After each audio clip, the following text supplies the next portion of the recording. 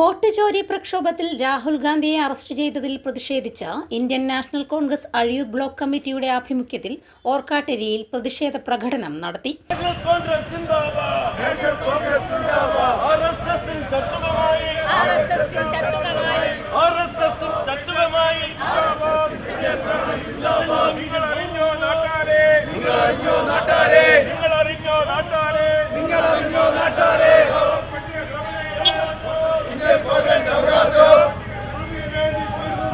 അതിനുവേണ്ടി പൊരുതുന്നു.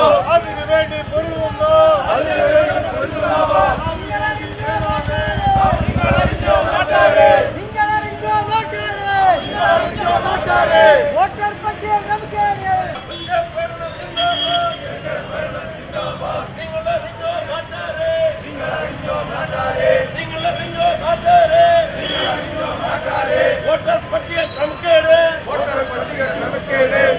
പട്ടിക